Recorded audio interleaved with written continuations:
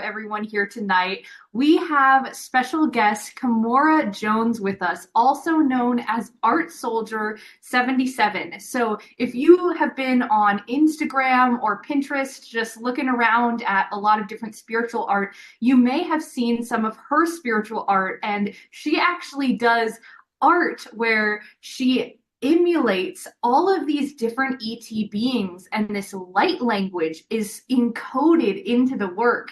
And anyone who looks at it, I'm sure they can tell you that they've gotten downloads or just being able to really connect with the art and the beings themselves. It is truly otherworldly. And I implore you to go ahead and look her up if you haven't seen her artwork yet. But we're so honored and so blessed to have her on the show tonight. So hello, Kamora. Thank you so much for joining us.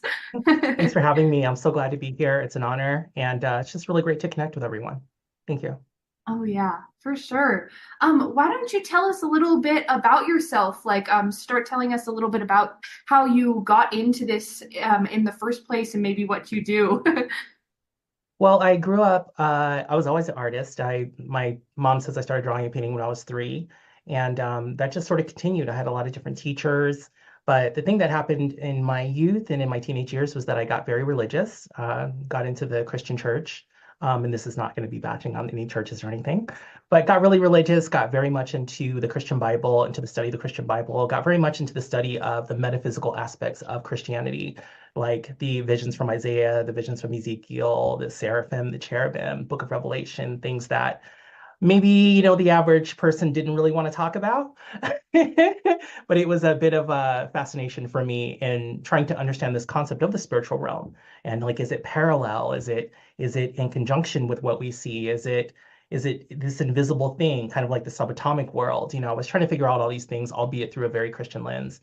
As I got older, I went to my arts high school I went to was like a conservatory, and so we got intensive photorealistic art training, just your fundamentals. Went to art college, studied media arts and animation, started working for a game dev department directly after that. I'm currently an art director for said department. But in 2017, 2016, many years after I had left the church, many years after my spouse and I had left the church, I felt this calling. I felt this enrapturement, kind of back into a spiritual modality, into a spiritual mindset. And I feel like maybe my guides or God or whoever was kind of speaking to me. And so started studying psychedelic concepts, started studying metaphysical concepts, read Journey of Souls by Michael Newton, read some other things by other people that were more into the psychedelic space, and just tried to understand like what I needed to do. And so 2017, cannabis became legal in Vegas. And I didn't want to do anything harder than that. So I decided, so I'd read somewhere that, cannabis edibles could help to maybe destabilize the mind, could, maybe bring you into an altered state.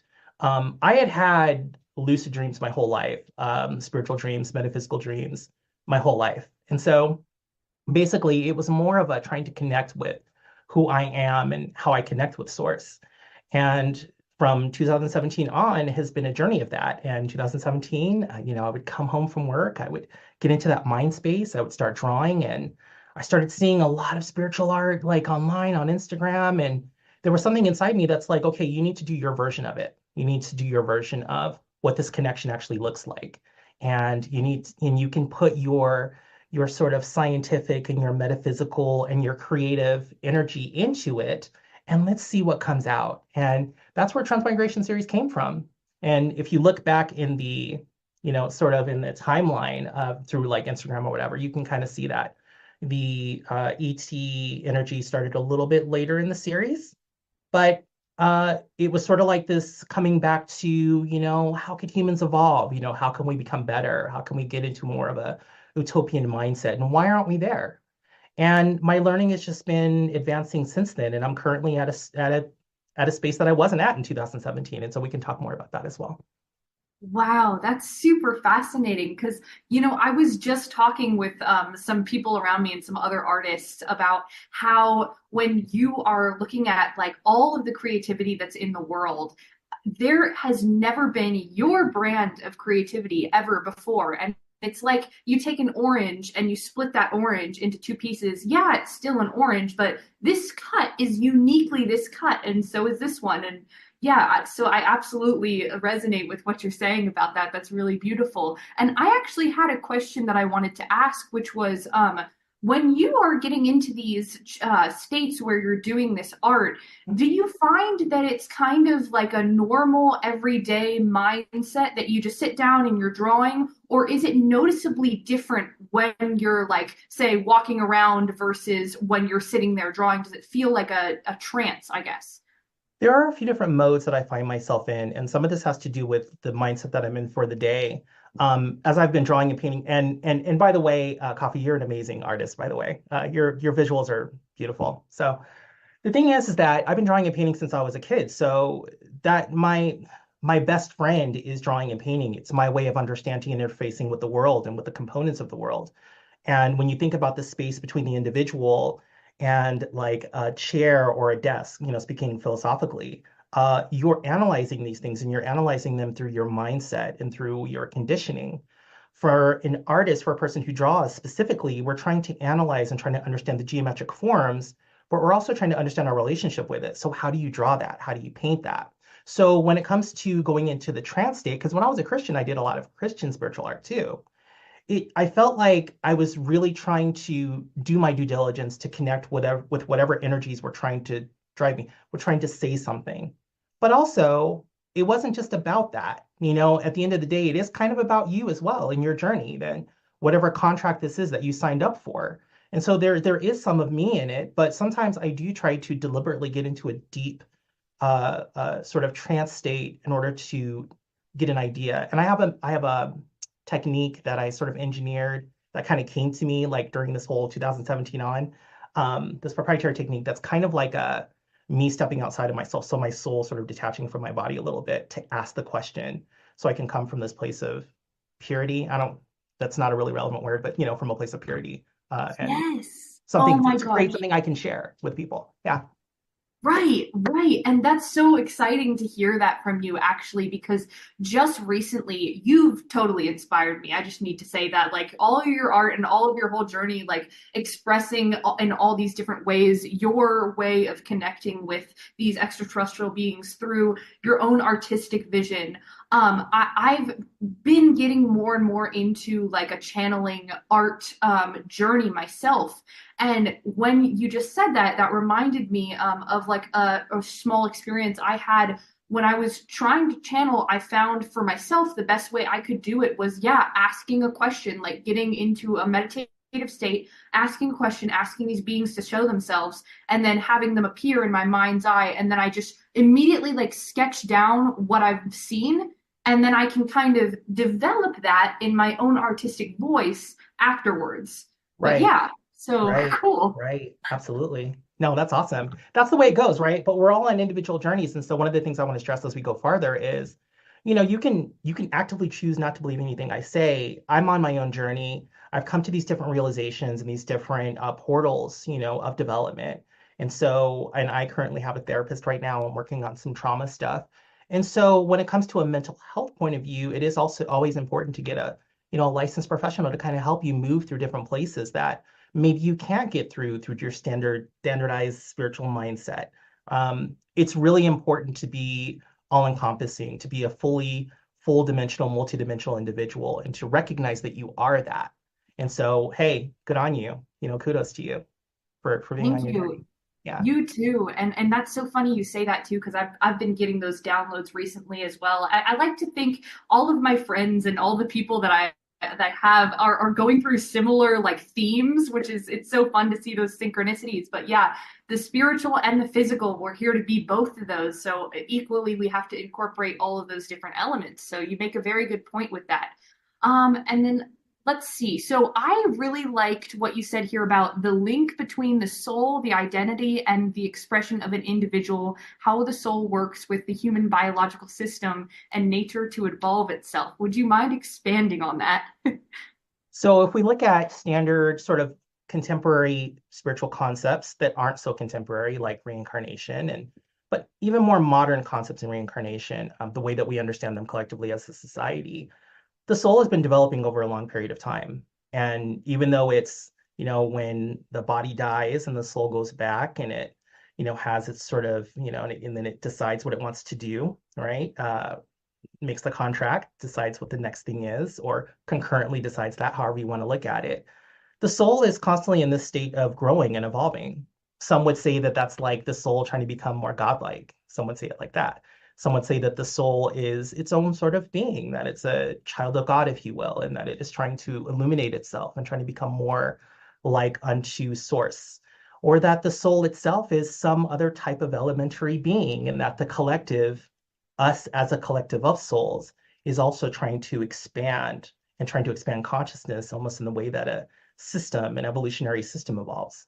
And so there are a lot of ways to look at the soul, but if you look at it as an organism of the cosmos, an organism of consciousness, right? An organism of the collective, then maybe, and look at it from a scientific point of view, then we're all pouring knowledge into the collective through the data we collect throughout our lifetimes, right?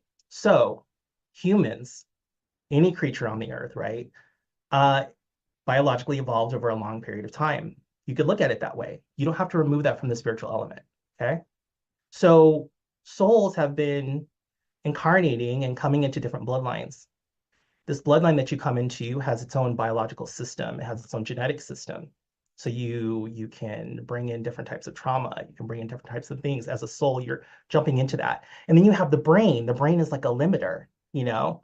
It's not like you are when you're in your pure soul state where you can see 360 degrees and you have access to everybody's information and everything like that. No, you are filtered. You're like a horse with the blinders on. And you're in this mode of trying to have these certain types of experiences in this character, this avatar that is limited and that is challenged by everything around it. Hence all the, I think, hence all the wars and all the conflict, throughout human history. And so someone like me, someone who has this realization about their gender identity or their gender expression, I was totally born in the right body. It's just that the way that I'm choosing to express myself is just a unique way to how I've chosen to express myself through the contract that I've made through what I've come here to do. So there could be a fate element, and people hate that word, right? But if God or source or us as God, us as a collective of source, has decided that this is the way we're going to do it, and we're going to all sign up for different missions or different schools, hmm, interesting. You can get as mad as you want, but everyone is going to go through their mission. But maybe your mission is to question what I'm doing, and my mission is to stand out and to say, screw you, I'm going to do it anyway.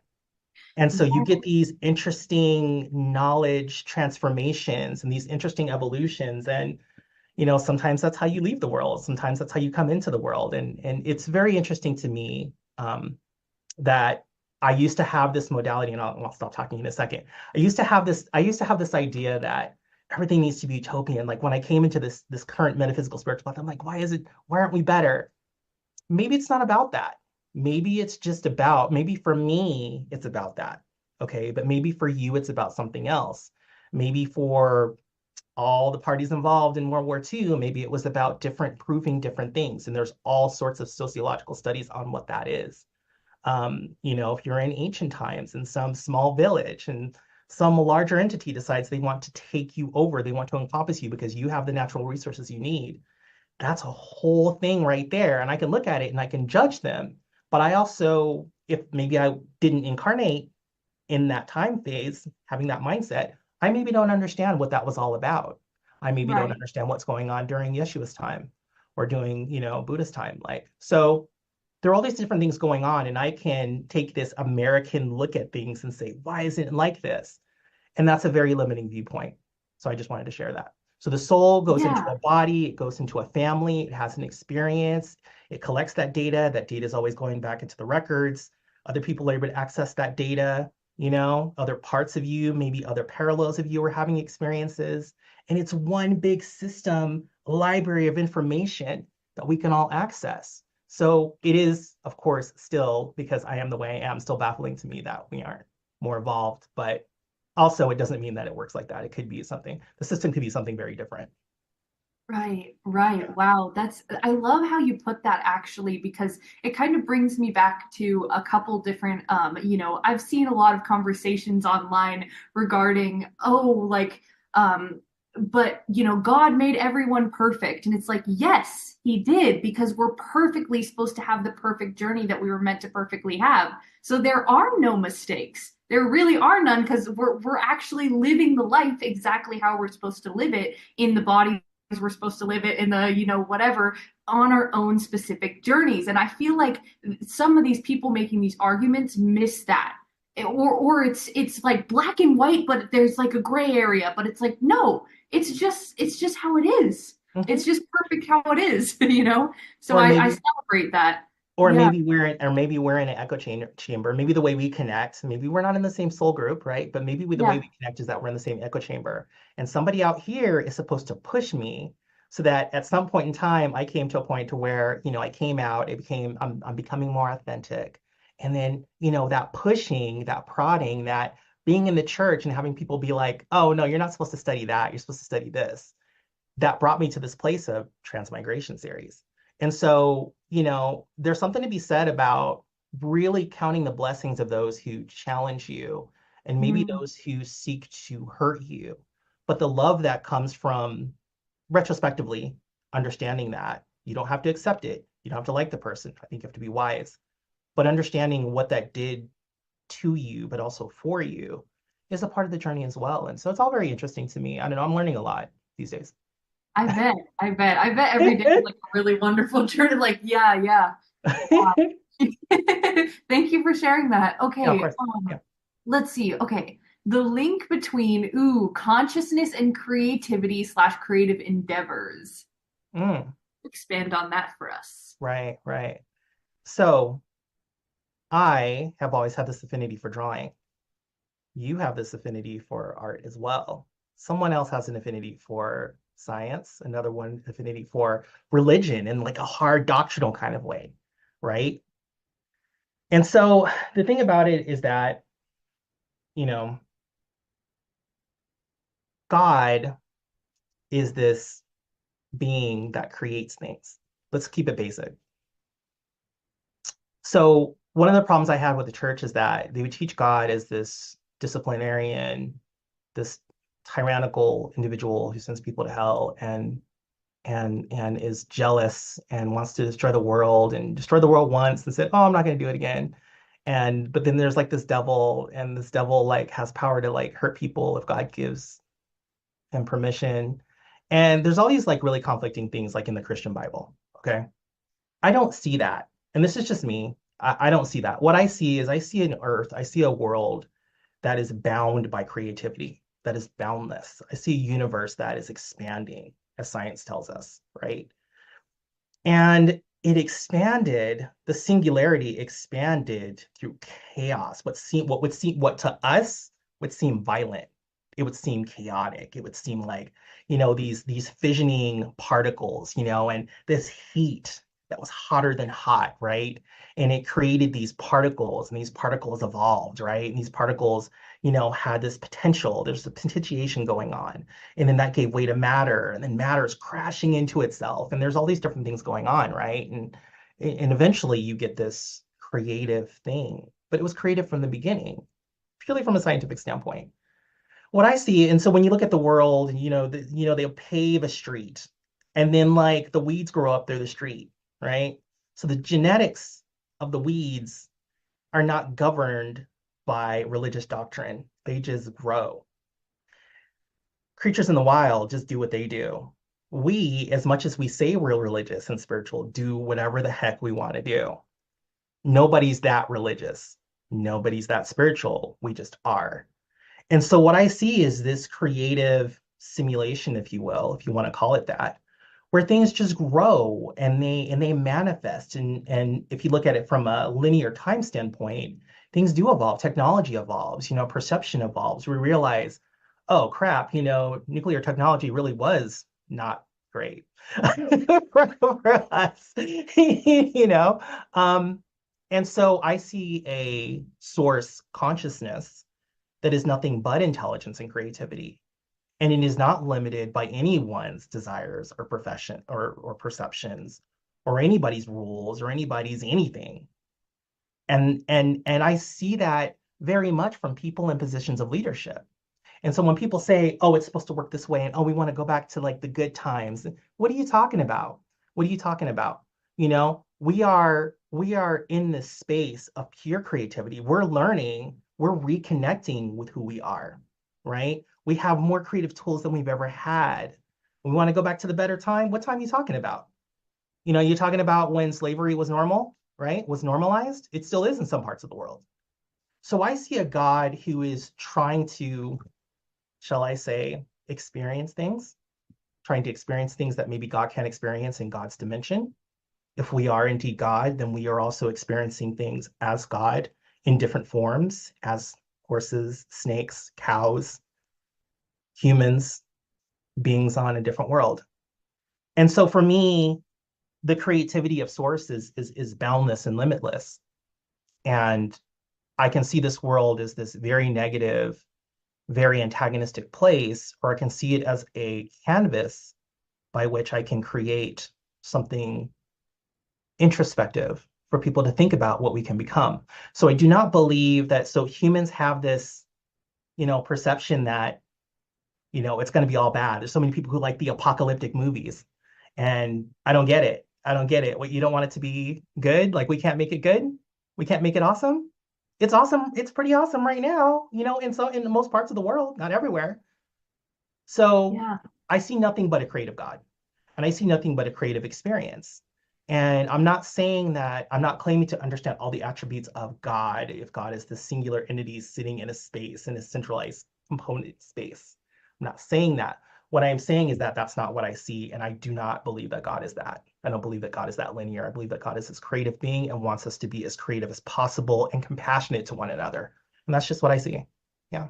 So beautiful. Yeah, I totally agree with that sentiment too, because every time I go about explaining what creativity is, it is the essence of creation itself. Yeah. And us as human beings, we have the gift of creativity, of literally making things from the like, etheric realm, pulling that into the physical world, making all these energies into something real. Like that is godly power right there. And the Yes. fact that people still, like, some people still don't agree that we are Christ consciousness, we are, the second coming of Jesus, is like, oh my gosh, where have you been, where's your head at? But yeah, I like to also live in a world where the creator that I associate with is one that is just this all loving entity that is also totally non-judgmental. So it's like it doesn't have these human perceptions of right and wrong. And like whether you think that's like good or not, or however, it's in how do you say that? Oh, I'm sure you guys get what I'm saying, Yeah. but Yeah. yeah, yeah. And with what you're saying as well, it's this idea that like, I want to believe that I have to be, this one thing. But also the things that humans do to each other are the things that humans do to each other. You don't have to like antagonize other people. You can be content with the resources you have in your country. We can be content as Americans with what we have, right? But we've chosen, and then we want to blame like the devil or God or whatever. We've chosen to be this or that, right? And to say, oh, you people need to act like that, or you need to act like that. When in essence, I'm a creative being. I feel like I need to self-sustain through my own creativity. And I need to be grateful for what I am. And I also need to take stock of my journey path, and to realize that I'm a part of it. And so in being a part of it, there's the spiritual currency that I try to pour into through art. That's how I do it. People do it through technology. Some people do it through caretaking, right? So, it's all very fascinating to me. And I love what you said as well. It's great. Yeah, it's so just so brilliant, and because we can really see it in your work, absolutely, and lots of people, you've impacted so many lives, so it's right there. And before we go on, I would like to bring Zenka on. here for a minute to speak about some of the things that we have going on at LightNet currently. Um, Zenka, if you would like Awesome. to come on here. Awesome, you guys. Yeah, it's great to have you, Kamora, on the call tonight. You know, your as Coffee was mentioning, you know, your artwork has really influenced so many people. We were just talking before we went live, and Nadi Hana absolutely loved your work. So it's something, you know, as we move into these new worlds, it's like something beyond our minds, right? It's something that is hard to understand any other way. And the Hertogs, JJ and Desiree Hertog, talk about this all the time. They say, like, there's, if you don't use sound and images, like half their books, you know, because it's like your current brain is not going to understand this. So I really see you as an incredible futurist. And I'm popping in because in the middle of our show, we talk about other things that we're doing, and I wanted to share my screen a little bit. We are getting ready to go to Japan. That is right. Erica Rowe is organizing this. We're pulling people together to 100 people out in the middle of nowhere on the water outside of Tokyo. It's going to be in September. And here, you know, the August 10th is when the early bird closes. So just wanted to remind you about that. Ruben Langdon, all sorts of cool people are coming to speak to you guys, as people from the US and also people there in Japan. I also wanted to let you know that Kamora Jones is going to be doing a masterclass, and maybe you can talk a little bit about that. This is for our members, and it's really a chance for you to actually have some direct experience doing some things that she wants to do in terms of, like, how do you do spiritual art techniques and methodology. And Coffee's actually leading her whole team right now. She's doing a channeled artwork team on LightNet, which is really cool. So this is a chance to really get in there. It's an hour and a half. It's going to be on August 29th. And if you click on this, you can buy individual tickets to that, but you can also just get a membership, and you'll have that for the whole year, and you'll be able to do all of the master classes from there. Adham's finishing his Mastering Intuition for members. Also, there's archives as well. And we have a free community connection call for everyone who wants to meet other starseeds. This is a great way to just pop on. We put everybody in groups of 3, so you have this very synchronistic experience. And we're also doing spoon bending this month, and also your language is your limitation. You know, Susan is going to teach you that what you say is actually shaping your subconscious mind. So check that out. The last thing I want to let you know about is, as you know, we think that finding your purpose is the most important thing you can do. As Kamora just talked about, you know, you start getting braver and more brave and more brave, and then you pretty much become who you are. And everyone in your life respects you. And it's like, once you're honest with yourself and doing, it seems like you think the sky is going to fall and everyone's, you know, going to think you're crazy or this or that or whatever. But then they actually admire you for having the courage to do what you wanted to do here, no matter if they agree with you or not. I've seen it 1,000 times. It's absolutely wild. And we're making a film about this, about how people find their purpose. And we've interviewed artists and singers and all sorts of people. And we're going to be filming this next phase, which is the group of 8 to 12 here in Sedona. So if you are like, hey, I want to rediscover my purpose, or I want to discover your purpose, we've taken all of our research from interviewing 100 people, and we're putting people in these teams and all over the world, all over these time zones. And we have one in Sedona, like I said. There's also scholarships available. So if you need a scholarship, you can fly down here to the bottom and fill this out. And we look forward to helping you enter this new phase of your life where you really have the wind at your back. You know, it's like you're almost glowing. So really excited. And Kamora, maybe you can talk a little bit about what you're going to be doing in your masterclass, because we always say, you know, experience is the only way to really learn something, is actually trying it out.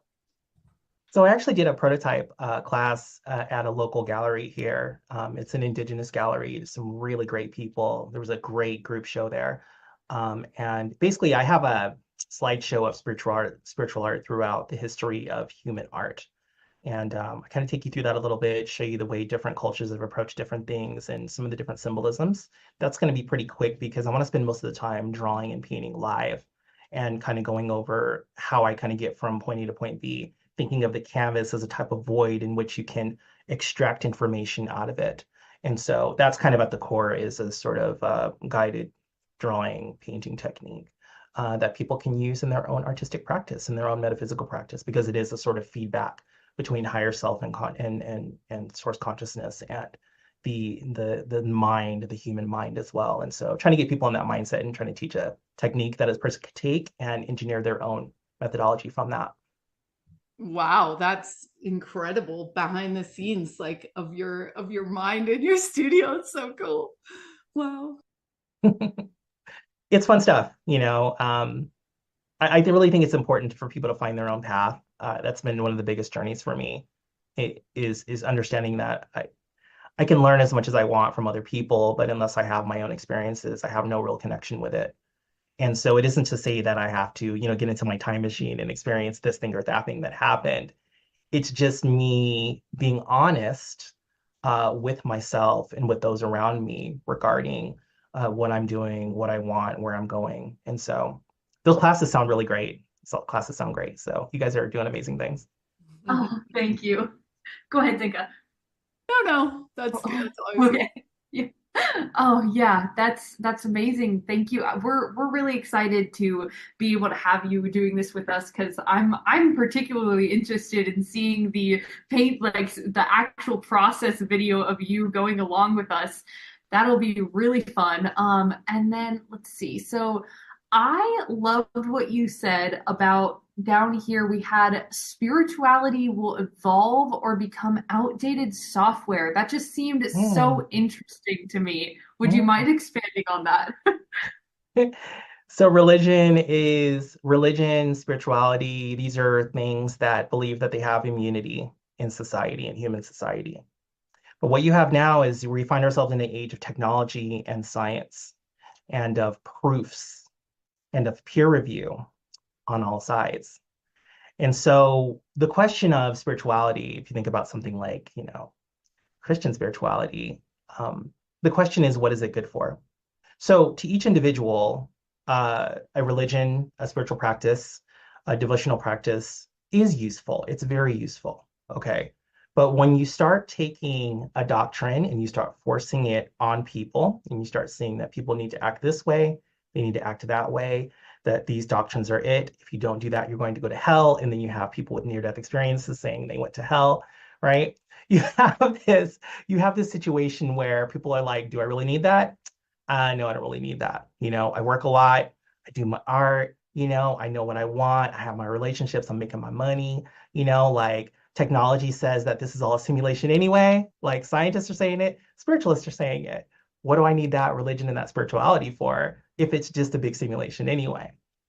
And so we find ourselves in this situation where spirituality can become useful. Religion can become useful, but it has to become useful within the context of one's path, and within the context of one's art, and within the context of one's philosophy. And so if you are compassionate through a Christian modality, you know, in the way that Yeshua was, you know, and going around healing and imparting the gifts of healing to people, right? Then that's cool, man. Like that's awesome. That's very hippie of you, right? But if you are going around saying that your identity, your perception, you're not going to church, you're not going to our church, you're not following our doctrine, you not aligning, you woman, you dressing like that, you man going out doing this, there is this cognitive dissonance around, you know, that religion is good, and that it's good because it teaches morality. But you can be moral and not religious and not spiritual. So the question is, what is your spirituality and your religion adding to the world? Is it adding anything? Is it outdated information? Are you using it? Are you even accessing it? Are you even giving me anything I can work with? Or are you just judging me when I go to get prayed for up at the pulpit? What am I getting Right. from it? So we have to ask the question, what is it? Even when it comes to metaphysical concepts, metaphysical spirituality. Transmigration Series is more of a study for me. It's more of a way for me to integrate the things I've learned in my life, the Christian things, the intellectual things, the scientific things, artistic things, philosophy, sociology. It's a way for me to program ideas into the 2D picture plane, 3D ideas into the 2D picture plane, so that when people when people stand in front of it or they touch it or they look at it, they get that information, they get that download. For me, that's not spiritual as much as it is informational. It's a way to inspire someone to create and to evolve spirituality into what it can be, which is useful, because in many ways it isn't. Right, right. Wow. Do you actually mind showing us like some of your favorite pieces that have had the most like impact on you recently? Oh, I can do that. Let's see real quick here. Let me see if I can share my screen. You mean for my series? Is that what you're talking about? Yeah, from your series, because yeah, I really like what you're saying, and yeah, absolutely. I think, we are as a collective just evolving to these new places where we're understanding that anything that is creating this mass separation on such big scales, like kind of what we're seeing in the news and stuff like that, we're becoming aware of these drawbacks. And everybody has to make their own choice. We're making our own choices to either become more aligned to each other or not. Yeah, yeah. Can you guys see this okay? Yeah. And by the way, Kamora, I put all your links into the chat too if you need a quick link to anything, but this is great. Oh yeah, thanks so much. Yeah, so it's yeah, I mean check out the links, but as you can see here, Transmigration Series is the story interwoven in it is that there are these beings who are trying to help humans evolve. Okay. And this evolution is a type of consciousness upgrade. So these beings are using consciousness as a type of technology. And so through this technology, they found this communication system, like a telephone network, like a communications network, and this hyperlinking between souls. So if you think of souls as nodes, right?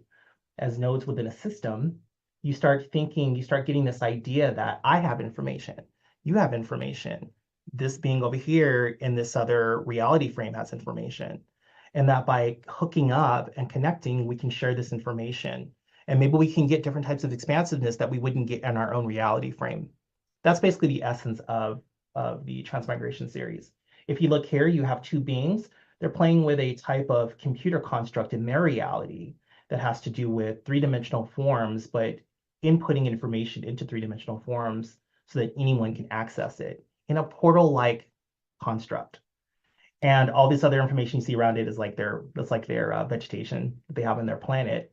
But they also have found this way to put computer systems into their bodies, in a sense, so that they can access more information, so that they can share information, so that learning is not this 12-year process to get all your fundamentals. It's like a matter of minutes. And so when I think about this from a spiritual point of view, right? If you think about how information is shared, information can be shared through art. It doesn't have to be this long, drawn out, course and coursework, where you have peer review. It's something you can share in such a fundamental, visual, audible way, right? And so what I'm trying to teach is this idea that we are all coming from these different backgrounds, and that these informations we're putting into our words, into our relationships, have power. And you want to be careful with how you use that power, how you share that power. And what I mean by that is you want to think about the biggest yield, the greatest, most beautiful yield you can have. These beings here are in a type of lab. You can see the being on the bottom here is laying down in a sort of meditative state.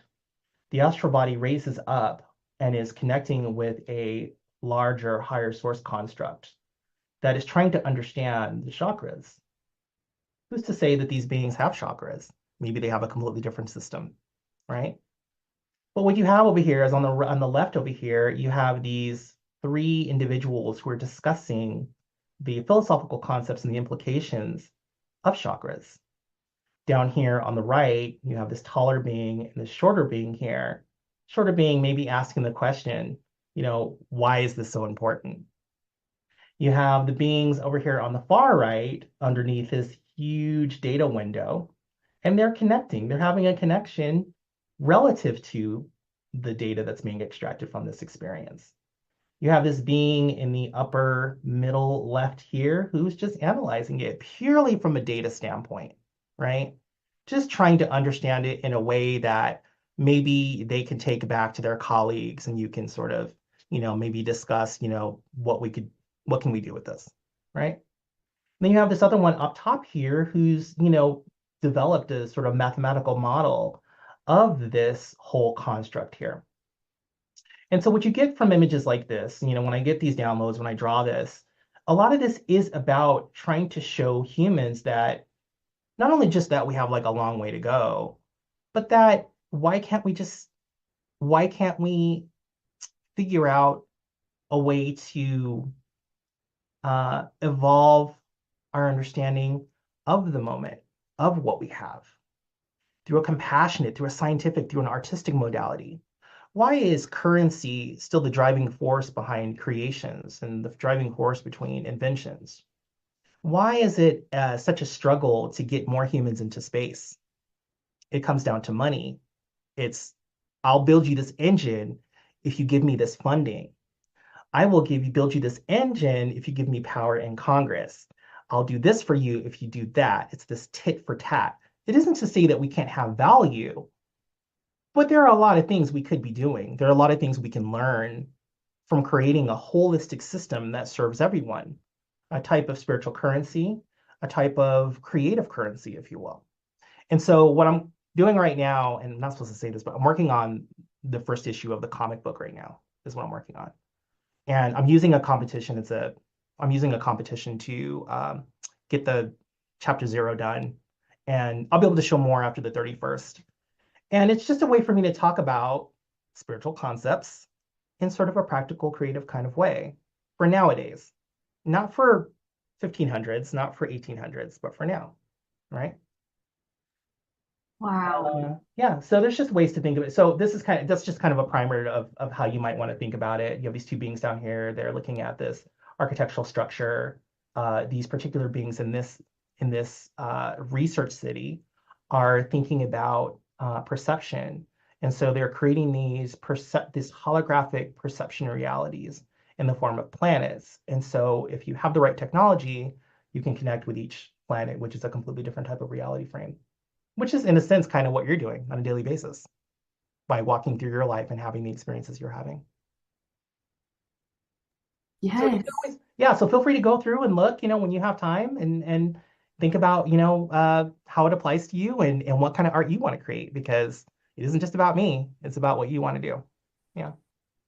That last one was absolutely beautiful. Oh, well, thank you very much. I appreciate it. Yeah. It's just my way of expressing who I am. It's my way of learning. And we all have something very beautiful inside of us. And I hope that each one of you can express that and to not be afraid. Learn your fundamentals of your craft, whatever that may be, and do something with it and share with us. We need it. I need it. I need it. Sometimes I'm in a really bad mood. Somebody says something, somebody shows me a piece of art, somebody shows me a creation, and it enlightens me. So being squeezed into this human body I'm in, I have a lot to learn as well as a soul having a human experience. There's things that I need to learn. And so my art is very much a part of my experience, and it's very much me asking others to share with me as well. I love that. I love that so much. And yeah, every piece of art, it feels like it's so well thought out, and even like the composition, how they're posed, it's so etheric and just so otherworldly, the ideas that you're able to communicate across. Like, you will explain to me one meaning that you created the art with, like how you had that whole story going on between all these different characters. And then I can have also a completely different experience of the art separately, and then 10 other people. It's like when you create the art, yes, you're creating it kind of for yourself to explore these different worlds, but it will have a specific meaning for any person who looks at it. And I really like this one thing that this philosopher said about art, which is that it is a mirror for this person, but it is slightly different for everyone. Like, it's a slightly different reflection for everyone who looks into it. And so yeah, like, yeah, this piece right here, that's gorgeous. I love the color composition. I love how it's like a bunch of different planes and circles, and I can interpret that as like several different things, you know? I can even see, oh, and there's larger circles going around him, like spinning. That's so fascinating. And like you said, Copy, thanks for sharing what you shared. Think about this too. Skill, so skills building, so taking the time to learn your craft, right? As visual artists, we learn about composition, color, design, line, form, structure. Composition is about the relationship between objects on the page, right? Or in the image or on the screen. And so the more you learn about your craft, the more it can be used and can be channeled through you and can be visualized in a way that is pleasing to maybe more people, not just you. Because you don't have to get training to do art, right? To create art. One of the reasons why AI is so popular is because people are like, oh crap, I don't have to learn art. It's like I don't have to learn visual art. I don't have to learn, musical art. But yes, you kind of do. Like if you have something to say, then learning those fundamentals, learning about composition just in general, purely from a photographic standpoint, can help you create a story within an image so that when you're getting the download, whatever technique you're doing to get your download into your mind, and then so that that filters through into your hands or however it is you create, you have more tools, more mental skill and acumen and aptitude to work with. And so building up your skills, learning if you're a visual artist, drawing, painting, taking some classes, taking some figure drawing classes. So maybe you don't have to like go the way of finding a reference every single time. And then you could just kind of get into that mindset. You can be like a conduit, right? My drawings looked very different when I was 12. You know, my drawings look very different now. I've been working in corporate for the last 17 years. I'm currently an art director in my game dev studio that I work in. And there's so much I've learned about visual communication and color and design and about typography and about if you put this color next to this color, it means this. So there's a language around every single thing you do in every discipline, no matter what it is. And so if all you have is the bare bones of, I've been drawing with crayons since I was little, yeah, you can do a lot with that. Okay. But there's skills that can help you communicate even better. And what you see in the Transmigration series is a very specific type of style and modality. And I'm using different design techniques and concepts. It isn't just channeled information. It's also very structural and very much based on years of training. So that's just me encouraging you to, whatever discipline you're in, whatever you're doing, to take it seriously, take some courses, maybe do college, if you can afford it. Right. Yeah. Go ahead. Yeah, and we can definitely see the structure in all of these too. And I think all of the like technological light language helps to reinforce these shapes that you're creating. Yeah. And like how you can see here, yeah, you're just sketching out the pose that you like, and it's like a body language that you're communicating as well. And that houses a lot of emotion. Knowing what body language, shape language to pick for a specific art piece can really influence the mood and the tone and all these things that you're looking to create, which words can't possibly describe.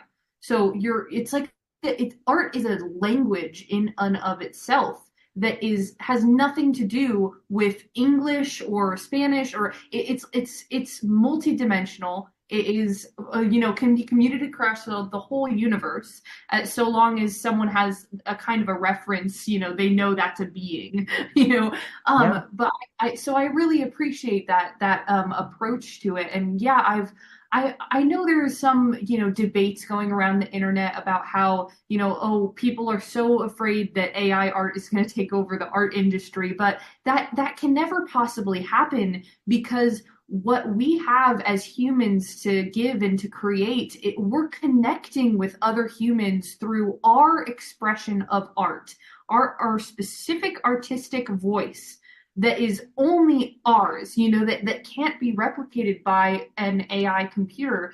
That is what humans are connecting to. And that is why art is so important in culture. Somebody, for example, goes through a breakup and they're heartbroken and they are wondering, has anyone else ever felt like this before? And then, bam, they see this art piece that suddenly communicates the whole of it with no words. And they're like, wow, I'm not alone. So yeah, it's very important. It's very important. Yeah, yeah, I love it. I love everything you said. Even in everybody has an opinion about this. Even in the game dev, the company that I work for, every once in a while somebody will come with like an AI image and say, "Hey, we should do something like this." And then everybody else is like, "Yeah, put that away."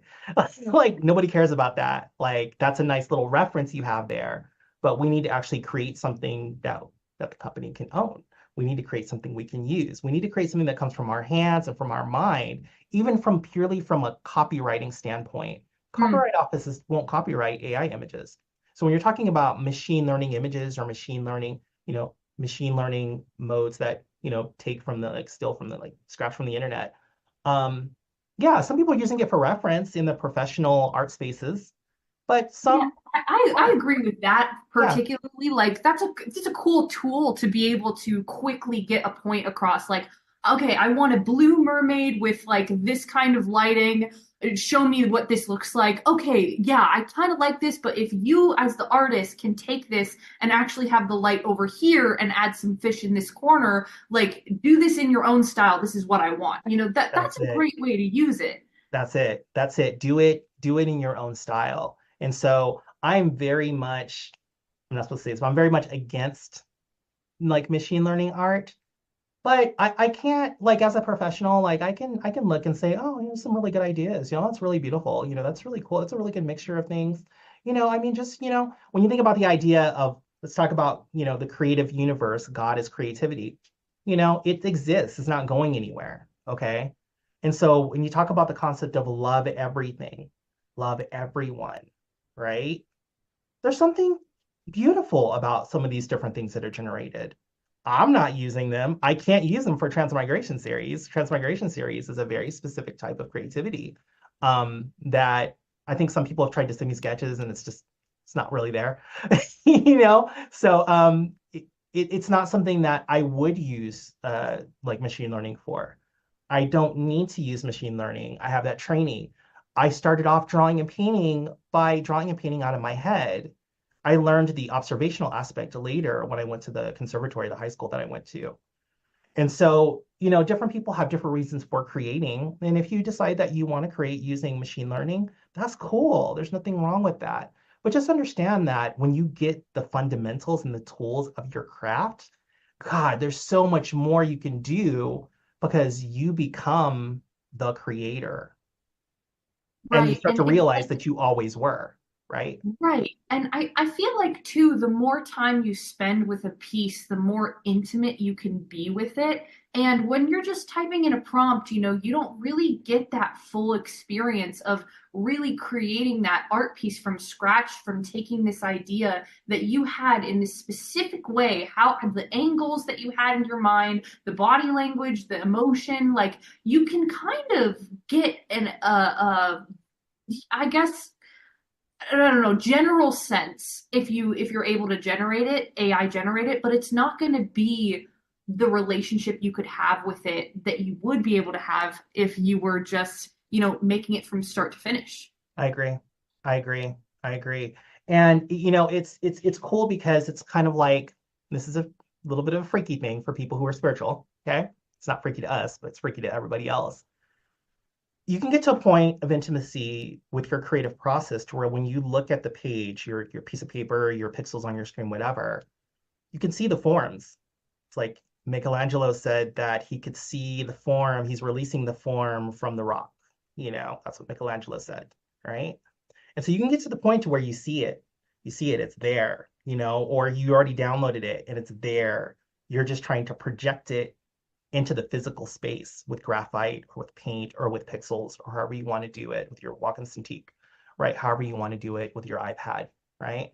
And so you can get to the point to where you're so intimately involved in how that download comes forth that it's already there for you.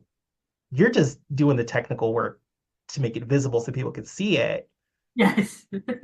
You understand this very well. Yeah. Oh yeah, for sure. That's so beautifully said. Thank you again, Kamora, for all of this that you've shared with us tonight. And I just want to go ahead now and open the floor for anyone to go ahead and ask Kamora questions. I see we already have Edna. Hi, Edna. It's nice to see you. All right, go ahead and unmute yourself and ask your question. Hi, Coffee. Hi, Kamora. I'm so happy to see you again. Yeah. I have been a fan of your art for so long. You did a presentation years ago where you actually did a drawing on Portal to Ascension, and I just went out and bought your prints and see, look. Oh, look at that. Oh, yeah, that's awesome. You're amazing. Oh, that's so awesome. Yeah. I have a few of these actually. Oh, that's great. I was just wondering, what I love about your art is the Transmigration series specifically is that no two people will interpret it the same way. Yeah. The same way. We all get, different ideas. Oh, she went this way or she went that way, or I'm feeling this, but it just resonated with me. I'm just wondering, you ever going to bring t-shirts back? I'm working on adapting more of the designs into shirts. It's not a hard thing to do. It's just that I have to make sure that the colors are right. Vi, my spouse, actually helps me with this a little bit sometimes. Like, Vi will take the images and kind of put them on there. But I have to make sure that the colors are calibrated, that they're going to print right, that it's not going to be too dark. I have to order samples, and it's like a whole thing. And so please feel free to send me the ones that you want on the shirt, and I will make that happen. My desire towards the end of the year is to get back into more of the, creating more of the products. It's just a thing that for a while there, as I've been working on the comic and I've been working on the Oracle deck, which I'm still working on, it's sort of gone by the wayside. So yes, absolutely. You just tell me what you want and I'll make a list and we'll get there. I was actually at a retreat this past weekend and I wore your shirts every day and people were asking me, oh, I love that shirt. And I was giving everybody your name. It's Kamora. Gotta look around. That's so awesome. No, I appreciate you. You're amazing. Thank you so much. Yeah. That wouldn't happen to be the Zazar retreat, would it? That was. Oh yeah, amazing. Okay, Mark, go ahead and ask your question here. And go ahead and unmute yourself.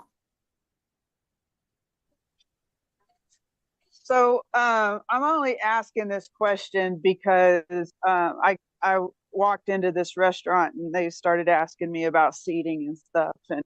But I heard like kind of some of what you were saying, and it sounded really beautiful. And I wanted to hear and be able to pay attention and understand the way that you explained being incarnated and then how you identify yourself. Mm-hmm. Mm-hmm. Yeah. Can you just go ahead? Go ahead. You're good. Go ahead. Yeah. I was just going to reiterate the question, really. Go ahead. Yeah. So, I mean, I identify as a trans woman, and that is such a divisive thing nowadays, is it not? And I knew I was trans, however you want to identify with that. I knew I was trans when I was maybe like 7 or 8. I just didn't know what it was because at the time, I'm in my mid-40s. So at the time, we didn't have like internet, didn't have a lot of information. I grew up in Vegas, so there were always people who were impersonating women. I was like, is it that? No, it's not that. And so for me, it's been this journey of trying to figure out how I express myself in the world. which has very little to do with a lot of the established concepts of transgender that I've heard from even within the LGBT community. Uh, as an incarnated being, I feel like maybe I planned this and that this is how it's worked itself out. And I think this is good. I think it's good to think of it that way because what it says is that God is trying to evolve the collective consciousness. And you don't have to think of it in a linear way. You can think of it as a multidimensional way. Like, okay, you souls having human experiences have to expand your understanding of what a human is and what a soul is. And that you can be born into a body that is a specific type of biology and has certain parts. And you can express yourself in a way that maybe societally isn't aligned with how one thinks of how one may express themselves in that. That to me is the creativity of God. I don't see any conflict between God and that. I mean, to me, that's what creatures in the wild are doing. That's what everyone's doing. A businessman who chooses to dress in a three-piece suit every day, which it's got to be a lot of work, you're choosing to do that. Maybe your company's telling you need to do that, but you're choosing to do that. As far as me expressing myself the way I do, I've always felt this way. And so in a sense, it isn't a choice in that this is who I am. And when I finally came out and started presenting the way I present, people were like, oh, wow, this seems really natural. Like, I can't remember you before this, which says a lot. So, yeah. Kind of like when I came out and I went to my best friend, I said, please don't hate me. And she goes, what, are you lesbian? And I'm like, oh God, I can't even tell you. Are you kidding? Anyway, but I think you and I would have a great conversation on this subject. Yeah, we like, should connect. seriously, I'm going to put my number in the chat. And if you feel led, please call me. That sounds great. Hit me up on Instagram, like DM me too, or Facebook, right? Do we have is it in that email I got? It's going to be linked in the chat there too. And yes, it's in the email as well. Okay. Yeah. All right. That's great. Thank you so much. Yeah. Be yourself. Be yourself. There you go. Yes. Always. People hate me for it. So one of the beautiful, Mark. Go ahead, Zika. One of the things you said, Kamora, in the interview was you said, what can we become?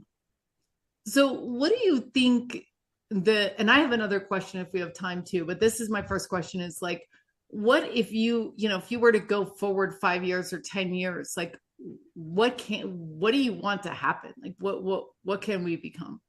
For me? Well, see, so here's the problem. I can only work on myself, right? So I can put out into the universe through art, through music, through being a public speaker, whatever. I can put things out there and say, hey, what if we became this, guys? Right? But for me, I have to do my work. So for me, what I'm trying to do is I'm trying to evolve the way I communicate through my art. It's what I've always been doing.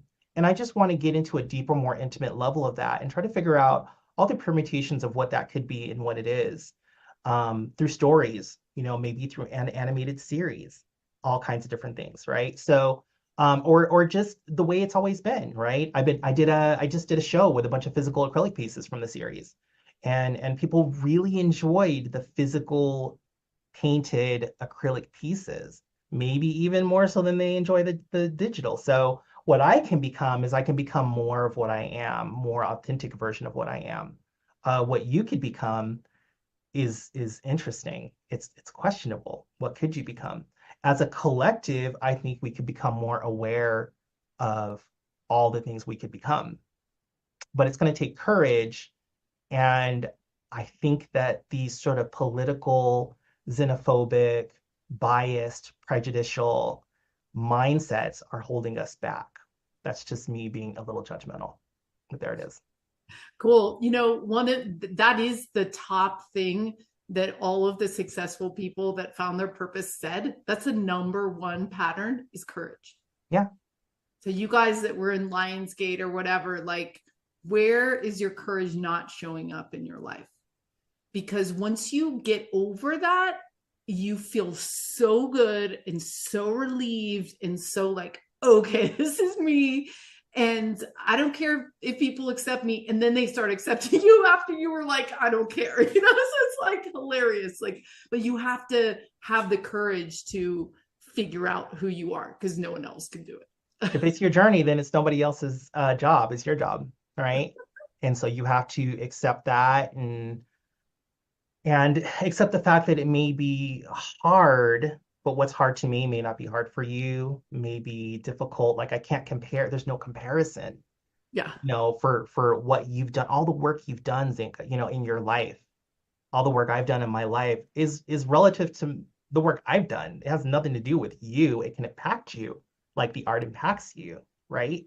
But I did like a lot of freaking work for anybody new what Transmigration Series is, and nobody's going to see that work and nobody has to. Maybe, when you get out of your body, get to the other side, you access the records, you can download all that information if you want. You can pull it all out, look at the light tape, look at the light scrolls, and maybe you can see all of that stuff I did in private, right? But yeah, I'm never going to know all the work you did, and I'm never going to know where you're going unless you share, and you can choose to share or not. Yeah. Yeah. Very cool. I'm so excited to bring Dee up. Dee, it's so good to see you. Hi, sister. What's up? Good Great. to see you. Good to Light see you. language goddess has arrived. I've been traveling the ethers, but I'm reformed my material self to be here. I just want to say, Kamora, my heart is bursting with love for you. I Oh, am so enamored, inspired. I just have so much admiration. It's funny about light language because sometimes I feel like when I speak my light language, I can express things somehow that I can't in English. yes, yes. And I pick up so many transmissions and downloads from your work. I'm almost in tears. If I wasn't so tired, because I'm on the East Coast, so Oh, it's 20 to 11 here. oh, wow, wow. But and I get up early, but I just wanted you to know you have impacted me. Your art has impacted me. I went to Parsons in New York. Oh, I wow. was in commercial art for years. Yeah, and when I first saw your work, oh my gosh, with the transmissions and the coding, and I was just like, this is it. This is the future. We're here. We're here. Oh So man, you that are means a lot just, coming from a fellow art peer too. That's really, that always makes my day. Yeah. oh my God, my heart is just beating out of my chest. It's exploding in with love for you, and I know that you can feel that transmission from my heart and my spirit. And I agree with every word that you spoke tonight. It has hit me everywhere on every level in every dimension. And I just want to thank you, thank you, thank you for listening to yourselves and just thank you. Thank you. Your courage, your bravery, your love, your beauty, your honesty, your truth. You're gorgeous in every way. Thank you so much. Oh, thank you so much. That means so much to me. Thank you. You're welcome, and thank you. And I And I appreciate do you. And I do have a little question. yeah, go ahead. Yeah, go ahead. Do you Yeah. speak language? Do you speak light language, or do you feel ecstatic states? Like when I draw or paint, I feel this ecstasy. Do you just explode sometimes with that ecstasy? It's almost orgasmic. Yes, yes, it is. Yes, it is. There's a piece on my series. I didn't want to take it too much time, but there's a piece on my series where when I was drawing it, this laughter came over me, and Mm. it welled up inside of me. And then sometimes when I draw pieces, there's tears. There's one piece I did, I think it was like beginning of this year, late last year. And I was sitting there and I was crying because of the resonance I had between the energy of the piece and my journey. And it had this impression of home, if you will, built into the coding. And so, yeah, I mean, I speak in private, but I know exactly what you mean. I appreciate you so much. You're amazing. Yeah, that's great. When do I get to see your art? Where's your art at? It's funny. My art has gone underground, and Uh-huh. I was listening to Zenka's words, and they really hit and were very much a conviction. Um, I did break out my oils last year, so I'm getting back. But Yeah. I feel like I have been traveling the astral for a while. I've been in deep meditative states, and I think it's weird. I have these years where I go deep inward and then I go outward into the material. Like I go to the quantum and Yeah, then I go to the particle. yeah, And I feel like yeah, the particle manifestation is coming, like it's going to be birthed, yeah, but yeah, that gestation phase has been a while now, right. which was beautiful, and it was necessary, and a lot got purged, and the trauma I had to go to therapy, I had to get on medication for a while. Hmm. I had to process a lot of that generational trauma, and man, whoa, it's interesting because the oil painting that I did back in November, it really showed all the work I had done. Wow, wow. So yeah, it'll come out. Well, I wanted to share with you really quick Yeah. that Yeah. that wasn't a judgmental statement. It was more of a Oh no, honey, no. feel free to create as you need to. You'll notice that I haven't posted in a while, and that's for a reason. Partly because Yeah. I'm working on the comic right now, and I have a Yeah. deadline for that. And then partly because I've had a therapist too, so I've been working on myself Yeah. as well. And Yeah. so I'm just saying that when you have something to show, I would love to see it. So reach out to me. Let's Oh, connect. Okay. oh, mwah. Love you. Love you too. Yeah. Beautiful. I'm going to bring on Zenka again here. Thank you so much, Dina. That was so gorgeous. So it's interesting because she was like, thank you, thank you, thank you, thank you. And I thank you before for being true to yourself and speaking a word. But my question was actually that is, do the beings ever thank you? I don't know. I feel like thank you is different in different languages and in different cultures, right? So I think of thank you. Okay, so talk about worshiping God in a very religious kind of way, right? In a very religious way, people see worshiping God as going to a building or on their own and singing to God or praising God. I think that by doing your work, that is a type of praise. It is a type of worship unto the collective, but also unto the Creator who created your soul with a purpose. And if that purpose is to gather data about creativity and to create and to expand the idea of what the soul is, then I also think that's a form of worship. So thank you is also a type of vibration that has to do with doing. And so I think it is better to give than to receive. I really think it is. And I think that by giving, even if it's through something as quote unquote insignificant as a drawing or painting, like some people think they are, that's a huge gift and it can bring about a thank you. And so I don't feel like the beings are saying thank you. I feel like the beings are are giving me more because I'm doing. And I think that's the case with anyone who does any kind of work. It doesn't matter if it's spiritual work or if it's very technical civil engineering work. I think if you do, you get more. And that's a form of thank you. And then the people that are affected directly by it are going to be like, oh man, that latest upgrade you came out with on the app is fantastic. Thank you so much. Now I can send 8 million pictures at the same time. Like, so thank you is a vibration in the way that giving is a vibration, in the way that receiving is a vibration. But in some cultures, some interdimensional cultures, some intergalactic cultures, in just in general, I speak more about the spiritual realm. In the spiritual realm, thank you doesn't have to be, articulated in the English thank you. It could be, Fascinating. yeah. That's such a multidimensional like way of thinking about that too. So thank you for sharing that. All good. Yeah. Beautiful. Does anyone else have any questions here? I think we have time for one more good one here. But this has just been such a joy to have you on. I mean, this has been so fun. While we're paused, maybe. Oh, here. Oh, Lightnet has another question. Okay. Yeah. Yeah. Here you go. You're muted. Okay.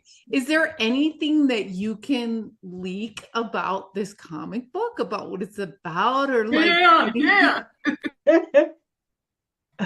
Well, okay, so chapter 0 of any comic is kind of like an intro into how to think about the world of the characters, right?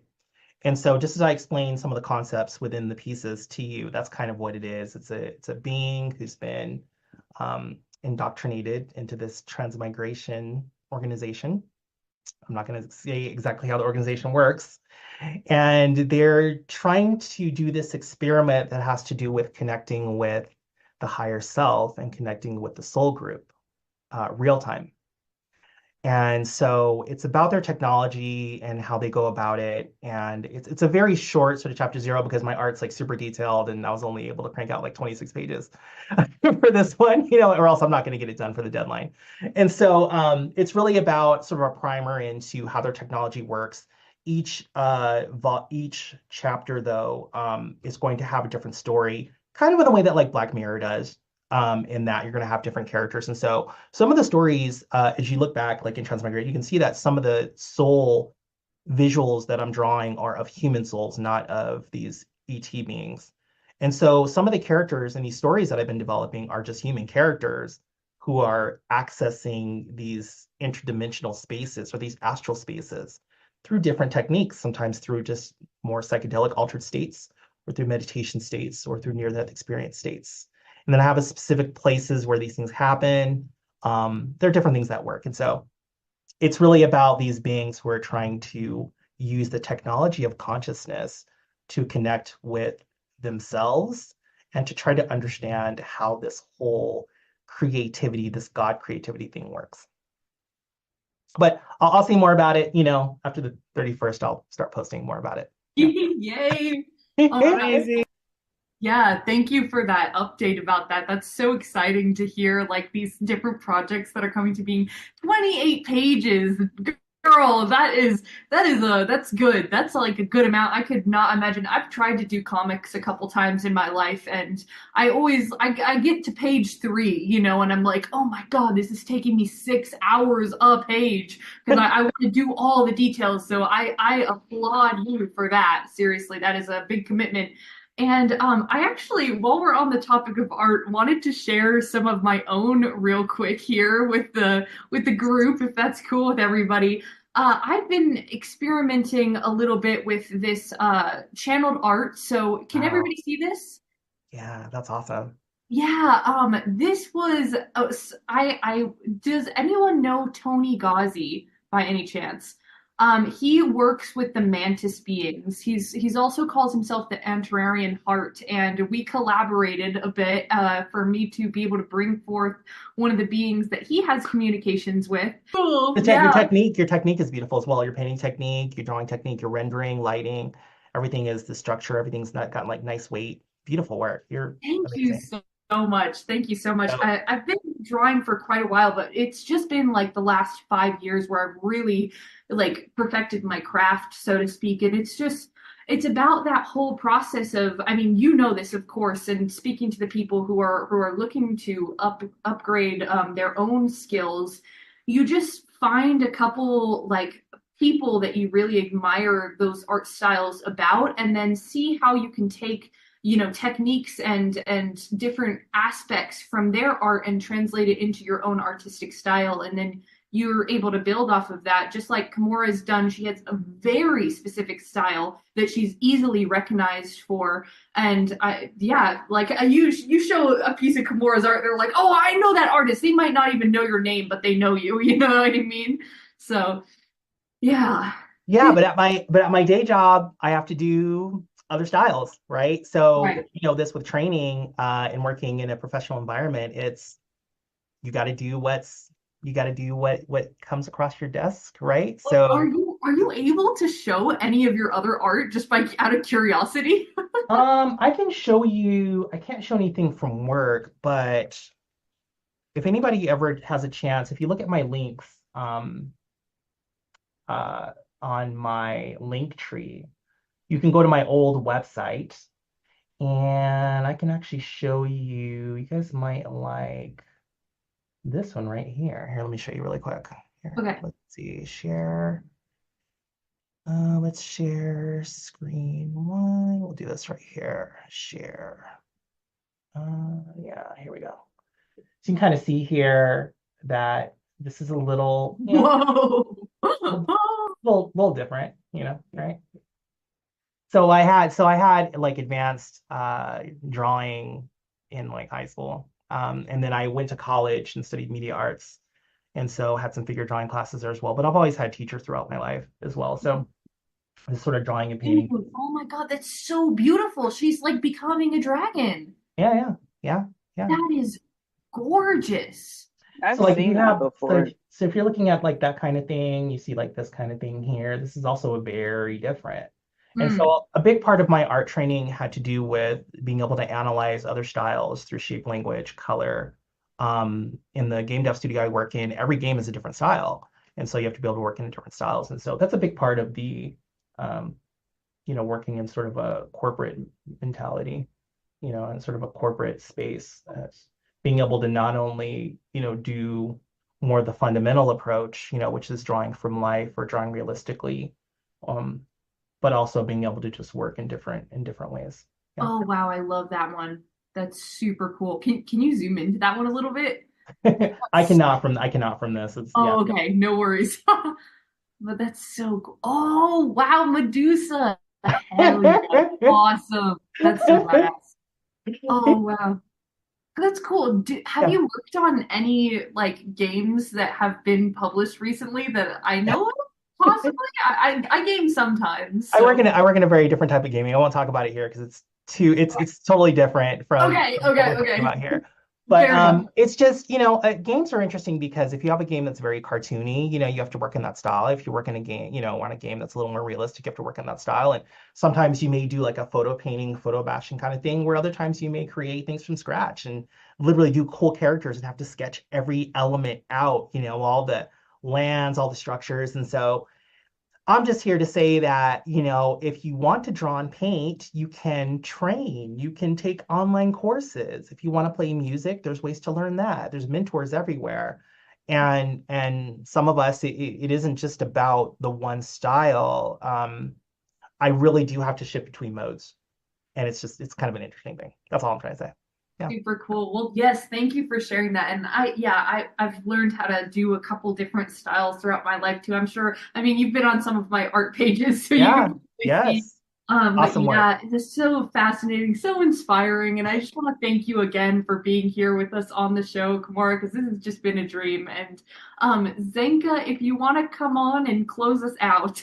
Awesome. So as we said, Kamara's going to come back in 2 weeks to actually do a workshop with all you guys. She's going to show you how she does this, what her approach is, and it's very like behind the scenes, and so it's a really unusual chance.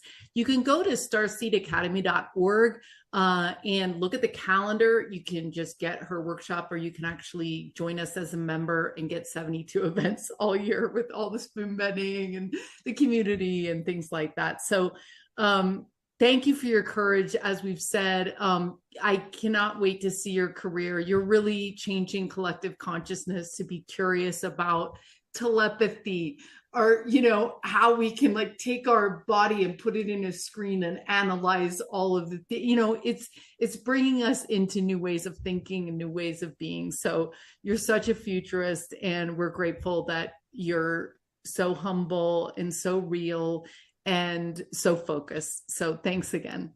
Thank you for having me. It's been an honor. Thank you so much. You guys are amazing. Thank you. So are you. Amazing. Well, thank you, everybody. I hope you all have just such a great, amazing night.